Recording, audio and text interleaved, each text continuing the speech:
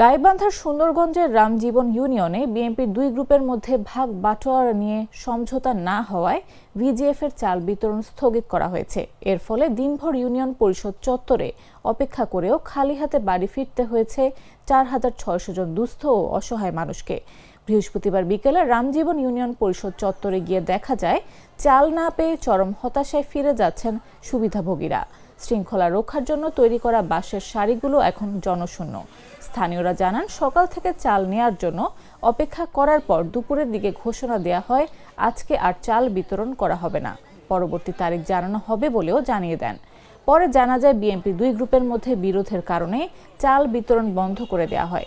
থানা officer in charge Mohammad Tajul Islam জানান, কী কারণে চাল বিতরণ বন্ধ আছে সেই বিষয়টি ইউএনও সাহেব ভালো বলতে পারবেন। আমাকে পুলিশ পাঠাতে বলেছিলেন, আমি পুলিশ পাঠিয়েছি। এই বিষয়ে উপজেলা নির্বাহী কর্মকর্তা ইফাত জাহান তুলি বলেন, একটা সমস্যার কারণে চাল বিতরণ বন্ধ আছে, তবে আগামীকাল বিতরণ করা হবে। আমি স্লিপ পাচ্ছি, সকালবেলা হাতে আসি, এখানে আসি, চাউলটা দিলি না দেওয়াতে এখন ওরা বন্ধ করে দিলি, কয়লে চাউল এই 2 একের ভিতরে আমরা হলো মাইকিং করবো, তারপরে আসি চাউল নিয়ে যান। আজকে ভিজিএফ বিতরণ করার ডেট। চেয়ারম্যান, মেম্বার, আমাদের মহিলা মেম্বাররা স্লিপ বিতরণ করা শেষ।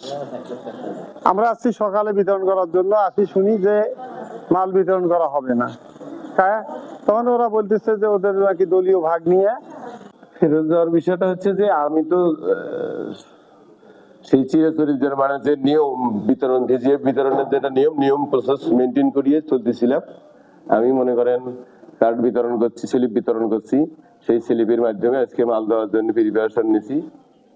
কারণ বিএনপির দুই গ্রুপ, বিএনপির এটা সংগঠনের 10% একটা বরাদ্দ উপজেলা থেকে নির্ধারণ।